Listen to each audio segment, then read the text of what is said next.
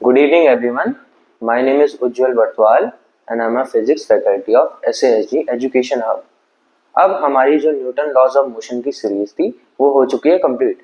तो आज हम क्या करने वाले हैं, एक नई सीरीज शुरू करने वाले हैं जो कि है बहुत ही इंपॉर्टेंट चैप्टर आपके कोर्स का, जो कि है मोशन। ठीक है, अब मैं आपसे स्टार्टिंग में क्या करता हूँ, एक सवाल करता हूँ कि क्या मैं अभी यहाँ पे खड़ा हूँ तो क्या मैं मोशन में हूँ? मोशन है क्या? कब आप बोलोगे कोई बॉडी मोशन में है, कब आप बोलोगे कोई बॉडी रेस्ट में है? तो आप बताइए मुझे, क्या मैं यहाँ पे अभी खड़ा हूं तो क्या मैं अभी मोशन में हूं या रेस्ट पे हूं? अब आप बोलोगे कि हाँ सर, हमको तो लग रहा है कि आप क्या हो, रेस्ट पे हो। तो रेस्ट और मोशन क्या होता है, आइए जानते हैं। तो देखिए, आपका मोशन होता क्या है कि जब भी किसी भी ऑब्जेक्ट की अगर पोजीशन चेंज हो टाइम के साथ, तो आप बोलोगे वो बॉडी किसमें है, मोशन में। मैं यहाँ पे खड़ा हूं अभी और कुछ टाइम बाद मैं चल के यहाँ पे आ गया, यानी मैंने कुछ टाइम लिया उस पोजीशन से इस पोजीशन में आने में, तो यानी मैं किस में हूं, आपका मोशन में हूं। लेकिन अगर मैं यहाँ पे खड़ा हूं और आप मेरे को कुछ टाइम बाद देख रहे हैं, मैं अभी भी यहाँ पे खड़ा हूं, तो यानी मैंने टाइम के साथ अपनी पोजीशन चेंज नहीं करी, तो मैं किस पे रहूंगा, रेस्ट पे रहूंगा। आपकी डेफिनेशन के हिसाब से, मेरी डेफिनेशन के हिसाब से मैं किस पे रहना चाहिए, रेस्ट पे रहना चाहिए। ठीक है, तो when an object changes its position with time with respect to a reference point, बहुत इंपॉर्टेंट पॉइंट है ये रेफरेंस पॉइंट। क्या होता है आपका रेफरेंस पॉइंट? सपोज मैं यहाँ पे खड़ा हूँ और मैं आपसे अब सवाल करता हूँ, मैंने क्या बताया था आपको पहले कि मेरी पोजीशन अगर टाइम के साथ चेंज नहीं होती है तो मैं मोशन पे नहीं हूँ। तो अगर मैं यहाँ पे खड़ा हूँ और मैं आपसे पूछूं कि मैं क्या रेस्ट पे हूँ या मोशन पे हूँ, तो आप बोलोगे कि मैं किस पे हूँ, आपका रेस्ट पे हूं, क्योंकि मेरी पोजीशन टाइम के साथ क्या नहीं हो रही है, चेंज नहीं हो रही। लेकिन मैं किसके रिस्पेक्ट में रेस्ट पे हूं? आप लोगों के रिस्पेक्ट में मैं किस पे हूं, रेस्ट पे हूं, क्योंकि आप लोग क्या हो, एक रेफरेंस पॉइंट हो। सिमिलरली जो आपकी अर्थ है वो सन के अराउंड क्या कर रही है, घूम रही है, यानी सन के रिस्पेक्ट में मैं क्या हूं, आपका मोशन में हूं, क्योंकि सन के अराउंड अर्थ क्या कर रही है, आपकी घूम रही है। तो आपका रेफरेंस पॉइंट से पता लगता है कोई बॉडी आपकी रेस्ट पे है या कोई बॉडी आपकी किस पे है, मोशन पे है। तो रेफरेंस पॉइंट की क्या डेफिनेशन हो जाएगी, एक कोई फिक्स्ड पॉइंट जिससे आपको कंपैरिजन में हेल्प हो कि कोई बॉडी रेस्ट पे है या कि किस पे है, मोशन पे। ठीक है, तो देखो आप एग्जांपल देता हूं, सपोज कोई बस में बैठा है। ठीक है, आप सोचना इसके बारे में। ठीक है, ये बस है। ठीक है, ये तीन लोग हैं, ये बस में बैठे हैं। एक कोई पर्सन है जो कि बाहर है। ठीक है, ये बस स्टॉप है, ये बस स्टॉप पे खड़ा हो रखा है ये तीसरा पर्सन। तो 1 2 3। ठीक है, तो अब आप बताइए कि ये तीनों, बस आपकी आगे को मूव कर रही है, बस का मोशन किधर को है, बस आगे को मूव कर रही है, फॉरवर्ड मूव कर रही है। ठीक है, तो अब मैं आपसे सवाल पूछता हूं, इसके रिस्पेक्ट में ये तीनों क्या है, रेस्ट पे हैं कि मोशन पे हैं? तो आप देखोगे इन तीनों की पोजीशन क्या हो रही है, चेंज हो रही है टाइम के साथ। तो आप बोलोगे कि इस पर्सन के रिस्पेक्ट में ये तीनों क्या है, आपके मोशन में।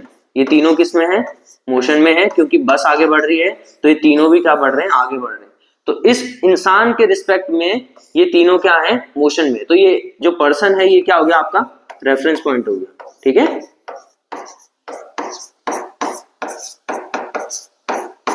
सिमिलरली अब मैं बोलूं, अगर मैं अपना रेफरेंस पॉइंट चेंज करता हूं, अब मैं इस इंसान की जगह इस वाले जो पर्सन है इसको रेफरेंस पॉइंट बनाता हूं।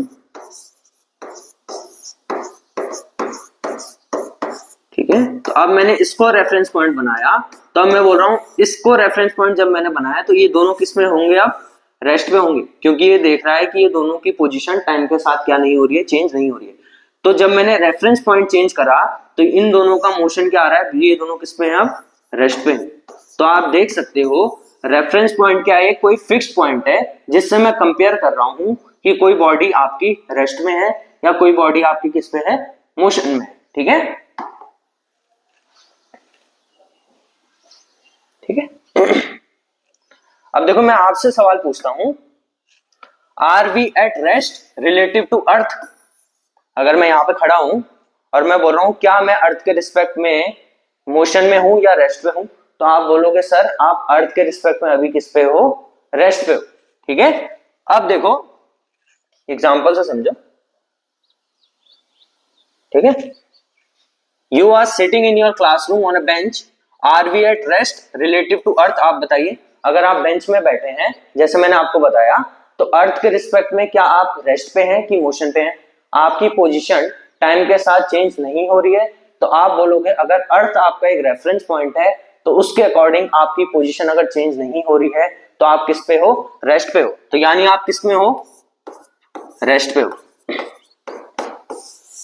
ठीक है, यहां पे आप देखिए, ये एग्जांपल है, जैसे कोई बॉय था वो बैठा हुआ है, तो अब रिलेटिव टू अर्थ, यानी अर्थ क्या हो गया? आपका रेफरेंस पॉइंट हो गया। अर्थ क्या हो गया? आपका रेफरेंस पॉइंट हो गया। तो जब आपका अर्थ रेफरेंस पॉइंट है तो आप किस पे हो? रेस्ट पे हो। ठीक है, लेकिन अगर मैं अपना रेफरेंस पॉइंट अब चेंज करता हूं, सन करता हूं, अपना रेफरेंस पॉइंट मैंने क्या कर दिया? सन। इस केस में रेफरेंस पॉइंट क्या हो गया मेरा? सन। ठीक है, तो जब मैंने अपना रेफरेंस पॉइंट चेंज करा तो क्या हुआ? अब जो आपका अर्थ होती है वो सन के अराउंड क्या करती है? रिवॉल्व करती है। आप अर्थ के अंदर हो। ठीक है, यानी अर्थ मूव कर रही है सन के रिस्पेक्ट में, यानी अगर आप बेंच में बैठे हो, सन के रिस्पेक्ट में आप किस में हो? मोशन में हो। तो आप समझे, जैसे ही मैंने अपना रेफरेंस पॉइंट चेंज करा अर्थ से सन की तरफ, मेरा मोशन में पहले रेस्ट पे था, अब किस पे आ गया? मैं मोशन में आ गया। ठीक है, सिमिलरली आप देखो, ये दो कोई स्टूडेंट्स हैं, वो क्या कर रहे हैं? आपस में बात कर रहे हैं। तो आप बताइए इन दोनों की पोजीशन क्या नहीं हो रही है? चेंज नहीं हो रही है टाइम के साथ। मैं बोलूं अगर मैंने इसको एक को रेफरेंस पॉइंट बोल दिया, एक किसी भी स्टूडेंट को मैंने क्या बोल दिया? अपना रेफरेंस पॉइंट बोल दिया, तो एक की पोजीशन, इसकी पोजीशन इसके रिस्पेक्ट में क्या नहीं हो रही है? चेंज नहीं हो रही है। तो यानी ये पर्सन इसके रिस्पेक्ट में किसमें है? रेस्ट पे। देखिए कोई बॉय है, यहाँ पे ये रेस्ट पे है वैसे तो, लेकिन अगर मैं इस बर्ड को रेफरेंस पॉइंट बोलता हूँ, इस बर्ड को मैंने अब क्या बोल दिया? रेफरेंस पॉइंट बोल दिया, तो बर्ड आपकी क्या कर रही है? मोशन कर रही है, बर्ड आपकी मूव कर रही है। तो इस बर्ड के रिस्पेक्ट में आप किस पे हो? मोशन में हो। तो आप देख सकते हो रेफरेंस पॉइंट का एक बहुत इंपॉर्टेंट चीज है जिससे आपको पता लग रहा है कि कोई बॉडी रेस्ट पे है कि मोशन पे है। ठीक है, यहाँ पे जो लिखा हुआ है बहुत इंपॉर्टेंट है, देखो, rest and motion are not absolute, they depend on reference point. ठीक है, रेस्ट और मोशन आपका किस पे डिपेंड करता है? हमेशा रेफरेंस पॉइंट पे डिपेंड करता है। एक रेफरेंस पॉइंट के अकॉर्डिंग आप रेस्ट पे भी रह सकते हो, और अगर आप रेफरेंस पॉइंट चेंज करो तो दूसरे रेफरेंस पॉइंट के अकॉर्डिंग आप क्या हो सकते हो? मोशन पे भी रह सकते हो। ठीक है, अब देखो मैं आपसे फिर से एक सवाल पूछता हूं, मैं 5 किलोमीटर चल के आया, आई वॉक 5 किलोमीटर। अब इससे आपको क्या पता लगता है? क्या ये इनफ इंफॉर्मेशन है आपको बताने के लिए? आप बताइए, मैं 5 किलोमीटर चलता हूं, लेकिन आपके मन में सवाल आना चाहिए कि 5 किलोमीटर किधर? आगे, पीछे, दाएं, बाएं, ईस्ट, वेस्ट। मैंने कोई आपको एक डायरेक्शन क्या नहीं करी? स्पेसिफाई नहीं करी।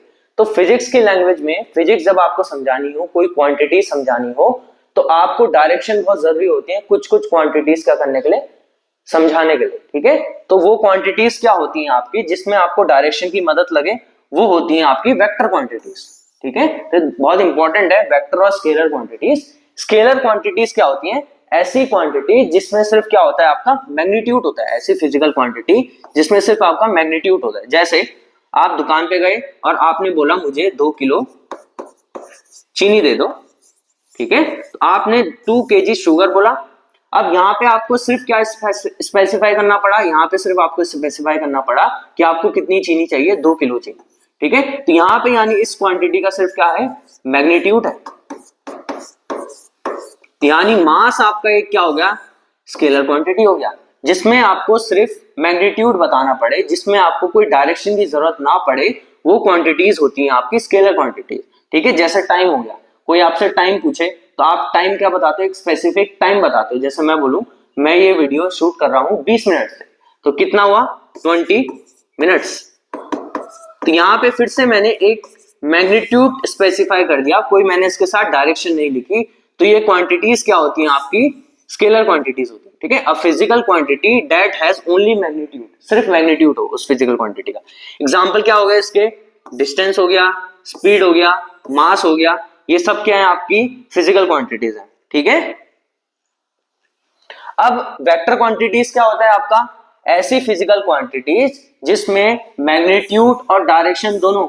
ठीक है, जैसे मैं इसमें लिखा हुआ है ना 5 किलोमीटर ईस्ट, तो आप देखो 5 किलोमीटर क्या हो गया, ये चीज क्या हो गया आपका मैग्नीट्यूड, मैग्नीट्यूड। और ईस्ट से मैंने क्या स्पेसिफाई कर दिया, आपकी डायरेक्शन। यानी मैं 5 किलोमीटर ईस्ट चला तो मैंने अपना मैग्नीट्यूड भी स्पेसिफाई करा और मैंने अपनी डायरेक्शन भी स्पेसिफाई करी। ठीक है, तो ये क्वांटिटी क्या हो गई आपकी वेक्टर क्वांटिटी। इसके कुछ एग्जांपल होता है आपका, जैसे डिस्प्लेसमेंट बहुत इंपॉर्टेंट, जैसे वेलोसिटी, जैसे एक्सेलरेशन, जैसे फोर्स। पिछले उसमें हमने पढ़ा था फोर्स। फोर्स भी क्या है आपकी एक वेक्टर क्वांटिटी। यानी जब भी आपको फोर्स को लिखना पड़ेगा वो आप कैसे लिखोगे, फोर्स का कुछ मैग्नीट्यूड होगा और फोर्स की कुछ क्या होगी, डायरेक्शन होगी। तो मैं ऐसे लिख सकता हूं फोर्स की डायरेक्शन है जैसे ईस्ट, तो यहां पे ये क्या हो गया फोर्स का मैग्नीट्यूड और ये क्या हो गया फोर्स की डायरेक्शन। तो वैसी क्वांटिटी जिसमें मैग्नीट्यूड और डायरेक्शन बोथ हो वो क्वांटिटीज क्या होती हैं आपकी वेक्टर क्वांटिटी। और वैसी क्वांटिटी जिसमें सिर्फ आपका क्या हो मैग्नीट्यूड हो वो क्वांटिटीज क्या होती हैं आपकी स्केलर क्वांटिटीज। ठीक है,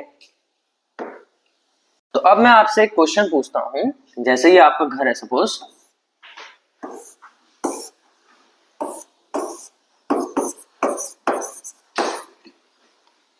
और ये आपका क्या है स्कूल है।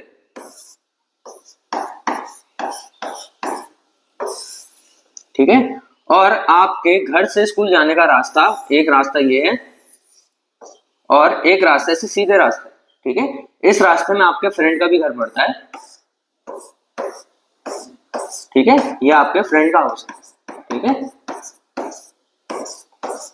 तो जब आप सुबह स्कूल के लिए निकलते हो तो आप क्या करते हो, इस वाले रास्ते जाते हो ताकि आप अपने फ्रेंड के साथ क्या जा सको, स्कूल जा सको।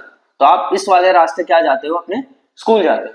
लेकिन जब आप वापस आते हो तो आप इस वाले रास्ते आते हो क्योंकि आपके घर वाले आपको क्या आते हैं, लेने को आते हैं। तो आप इस सीधे सीधे वाले रास्ते आते हो।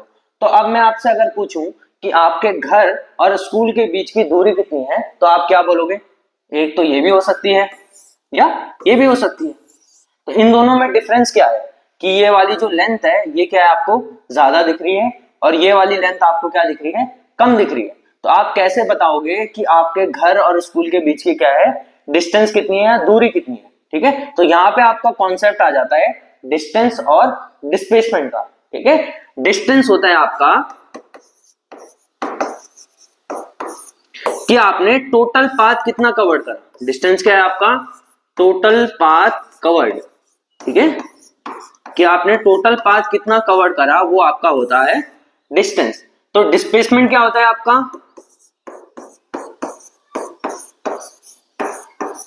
डिस्प्लेसमेंट होता है आपका shortest path between initial and final point. ठीक है, क्या मतलब है, यानी अगर मैं यहां से आपसे मैंने पूछा कि आपके घर और स्कूल के बीच के डिस्प्लेसमेंट क्या है, तो आप बताइए शॉर्टेस्ट पाथ कौन सा है, 1 की 2। तो आप मुझे बताएंगे कि शॉर्टेस्ट पाथ कौन सा लग रहा है आपको, 2 लग रहा है। तो यानी आपके घर और स्कूल के बीच के डिस्प्लेसमेंट कौन सा वाला पाथ है, 2 वाला।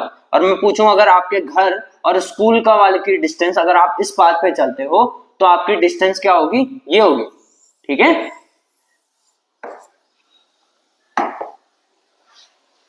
ठीक है, तो यहाँ पे आप देख सकते हैं कि डिस्टेंस क्या होता है आपका, total path length travelled by an object. कोई ऑब्जेक्ट टोटल कितनी लेंथ ट्रेवल करता है वो क्या होता है आपका डिस्टेंस होता है। और डिस्प्लेसमेंट क्या होता है आपका, शॉर्टेस्ट डिस्टेंस, जो मैंने बोला था आपको, shortest distance from an object initial position to its final position in a specific direction. ठीक है, यानी आपको डायरेक्शन, ये दिख रहा है आपको स्पेसिफिक डायरेक्शन, यानी डिस्प्लेसमेंट को दिखाने के लिए आपको एक स्पेसिफिक डायरेक्शन बतानी पड़ेगी। यानी आपका क्या मतलब हो गया, डिस्प्लेसमेंट कौन सी क्वांटिटी हो गया, मैंने अभी आपको बताया था वेक्टर क्वांटिटी। ठीक है, और सिमिलरली यानी डिस्टेंस आपकी क्या हो गया, स्केलर क्वांटिटी, क्योंकि यहाँ पे लिखा तो है नहीं कि आपको क्या नहीं करना, कोई डायरेक्शन स्पेसिफाई नहीं करना जब भी आप डिस्टेंस बता रहे हो। तो ये एक स्केलर क्वांटिटी होती है डिस्टेंस, और डिस्प्लेसमेंट आपकी क्या होती है, वेक्टर क्वांटिटी। डिस्टेंस क्या होता है आपका कि आपने टोटल पाथ कितना कवर करा है, डिस्प्लेसमेंट होता है आपका हमेशा shortest path between initial and final position. ठीक है, अब मैं आपको एक केस देता हूं, जैसे ये कोई सपोज आपकी नंबर लाइन है, ठीक है, ये हर एक डिस्टेंस जो है ये आपकी 1 1 मीटर है, ठीक है, यानी ये 1 मीटर, ये फिर 1 मीटर, ये 1 मीटर, ये 1 मीटर, ठीक है। अब पहला जो केस है, आप यहाँ पे हो 2 पे, आप 2 से कहां तक गए, 9 तक गए, ठीक है, 2 से किधर तक गए आप, 9 तक गए। तो अब मैं आपसे पूछूंगा इस केस में आपका डिस्टेंस क्या है और डिस्प्लेसमेंट क्या है। तो डिस्टेंस क्या था आपका, टोटल पाथ कवर्ड। तो आप बताइए टोटल पाथ आपने कितना कवर करा, आप 2 से 9 तक गए, तो आप क्या करोगे, 9 - 2 कितना आ गया ये आपका 7 मीटर। तो यहाँ पे अगर मैं बोलूं पहले केस में आपकी डिस्टेंस कितनी है, 7 मीटर, ठीक है। अब मैं बोलूं डिस्प्लेसमेंट कितना है, डिस्प्लेसमेंट की क्या डेफिनेशन थी, डिस्प्लेसमेंट था आपका shortest path between initial and final position. तो आप बताइए शॉर्टेस्ट पाथ क्या है इनिशियल और फाइनल पोजीशन के बीच में, ये शॉर्टेस्ट पाथ भी जो मेरी डिस्टेंस थी वही मेरा क्या है, शॉर्टेस्ट पाथ भी है, ठीक है, एक ही पाथ है आगे जाने का, तो मेरा शॉर्टेस्ट पाथ भी क्या हो गया, यही हो गया, इनिशियल और फाइनल पोजीशन के बीच का। तो फिर से आप देखिए डिस्प्लेसमेंट कितना आएगा मेरा, 9 - 2 = 7 मीटर। तो यहाँ पे मैं अगर लिखूं डिस्टेंस और डिस्प्लेसमेंट कितना है मेरा, 7 मीटर, ठीक है। अब देखो सेकंड केस क्या है आपका, आप यहाँ पे खड़े हो, आप यहां से 11 तक गए और 11 से कहां तक गए, आप पहले 11 तक गए और फिर आप कहां तक आए, रिटर्न आए आप 9 तक, ठीक है, आप 2 से 11 तक गए, फिर 11 से आप किधर आए, 9 आए। तो मैं आपसे पूछूं डिस्टेंस क्या है इस केस में और डिस्प्लेसमेंट क्या है इस केस में, ये सेकंड केस है आपका, ठीक है।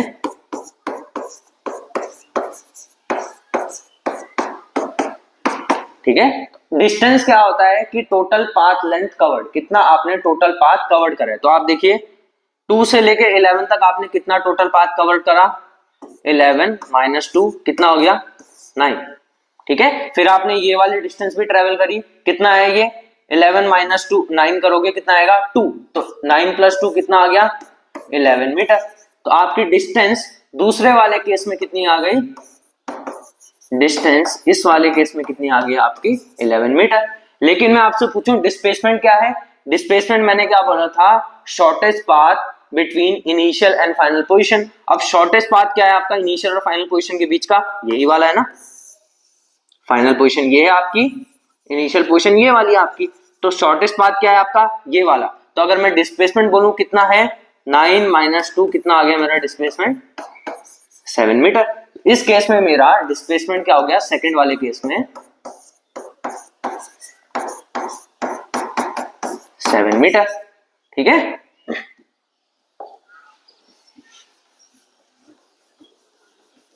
तो अब तीसरा केस है, उसमें क्या हो रहा है, आप यहां पे हो, ठीक है, आप यहां से 11 तक गए और वापस इसी पाथ पे वापस आ गए अपनी इनिशियल पोजीशन में, ठीक है। तो अब मैं आपसे पूछूं आपका डिस्टेंस क्या है और डिस्प्लेसमेंट क्या है। तो डिस्टेंस मैंने आपको क्या बोला था, टोटल पाथ आपने कितना कवर करा है वो होता है आपका डिस्टेंस। तो टोटल पाथ कितना कवर करा आपने, देखो 11 - 2 कितना आ गया ये 9 मीटर, ठीक है, यानी यहां से यहां जाने में आपने कितनी डिस्टेंस ट्रेवल करी 9 मीटर। अब आप वापस भी आए हो, यानी 9 मीटर + 9 मीटर टोटल आपने कितना डिस्टेंस ट्रेवल करा है 18 मीटर। तो इस तीसरे वाले केस में आपका डिस्टेंस कितना हो गया 18 मीटर, ठीक है। और डिस्प्लेसमेंट कितना होगा आपका, आप बताइए डिस्प्लेसमेंट क्या था आपका, shortest path between initial and final position, और मैं हर बार कर रहा हूं जैसे final position minus initial position. तो आप देखिए आपकी क्या इनिशियल और फाइनल पोजीशन इस केस में सेम है। तो अगर आपकी इनिशियल और फाइनल पोजीशन सेम है तो आपका डिस्प्लेसमेंट कितना निकल के आएगा, आप देखो 2 - 2 कितना आएगा 0, यानी इस केस में आपका डिस्प्लेसमेंट कितना है, डिस्प्लेसमेंट कितना है आपका 0 मीटर, ठीक है। आप जहां से गए वापस उसी पॉइंट पे आ गए तो आपका डिस्प्लेसमेंट कितना हो गया 0 हो गया, ठीक है। अब देखिए चौथा केस मैं क्या लेता हूं, मैं यहां पे हूं, ठीक है, मैं यहां से 11 तक गया, वापस आया, यहां से 11 तक गया, वापस आया, लेकिन अब मैं थोड़ा सा आगे को चले गया, 0 पे चले गया, तो मैंने डिस्टेंस क्या बताया फिर से आपको, टोटल पाथ कितना आपने कवर्ड करा है। तो डिस्टेंस क्या हो गया आपका, आप देख सकते हो 11 माइनस 2, यहां से यहां तक की डिस्टेंस कितनी हो गई, 11 माइनस 2 9।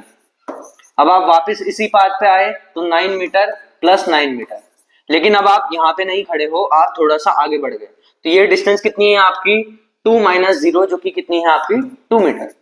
तो आपकी टोटल डिस्टेंस कितनी हो गई 9 प्लस 9 18 प्लस 2 20 मीटर। अब मैं बोलूं डिस्प्लेसमेंट क्या होता है आपका, शॉर्टेस्ट पाथ, और मैं बोलूं final position minus initial position. तो फाइनल पोजीशन क्या है मेरी 0, इनिशियल पोजीशन क्या है मेरी 2, तो मैं देखूं फाइनल पोजीशन है 0, इनिशियल पोजीशन है मेरी 2, तो ये क्या आ रहा है मेरा -2। तो यानी इस केस में मेरा डिस्टेंस है मेरा कितना 20 मीटर, और मेरा डिस्प्लेसमेंट है कितना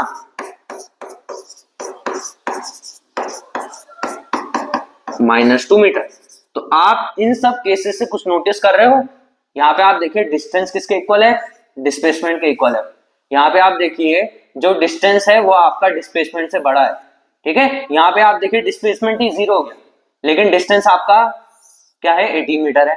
यहाँ पे डिस्टेंस आपका 20 मीटर है और डिस्प्लेसमेंट कितना है आपका -2 मीटर है। तो आप देख सकते हो डिस्टेंस आपका हमेशा टाइम के साथ क्या हो रहा है, बढ़ रहा है। डिस्टेंस आपका टाइम के साथ कभी भी कम नहीं हो रहा, लेकिन डिस्प्लेसमेंट आपका टाइम के साथ क्या हो सकता है, कम हो सकता है, पॉजिटिव भी हो सकता है, 0 भी हो सकता है और नेगेटिव भी हो सकता है। तो डिस्टेंस और डिस्प्लेसमेंट में कुछ ये क्या है डिफरेंस है कि डिस्टेंस आपका हमेशा टाइम के साथ क्या होता है, इंक्रीज होता है।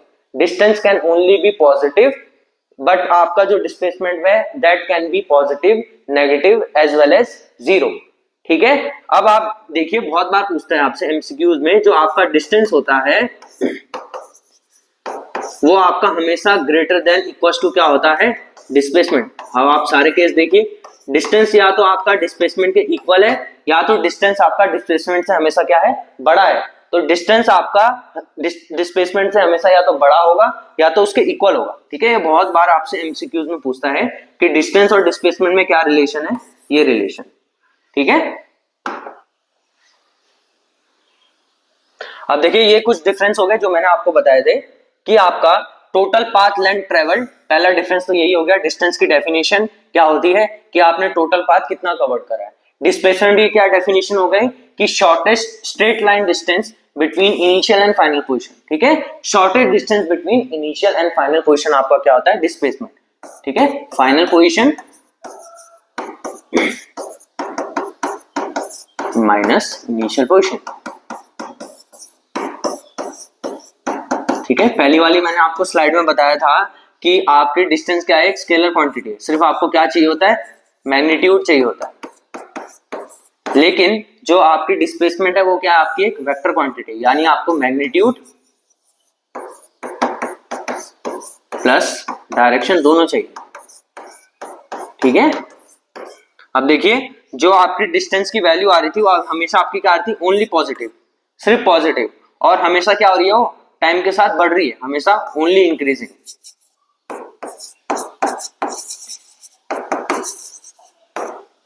ठीक है। लेकिन जो आपका डिस्प्लेसमेंट है वो क्या हो सकता है, पॉजिटिव भी, नेगेटिव भी, 0 भी। डिस्प्लेसमेंट आपका कुछ भी हो सकता है, ठीक है। फिर आप देखिए distance is path dependent, displacement depends only on initial and final position, ठीक है। डिस्टेंस आपका हमेशा पाथ पे डिपेंड करेगा कि किस पाथ से आप जा रहे हो एक पॉइंट से दूसरे पॉइंट तक, लेकिन डिस्प्लेसमेंट सिर्फ किस पे डिपेंड कर रहा था, मैंने हर केस में क्या करा, final position minus initial position.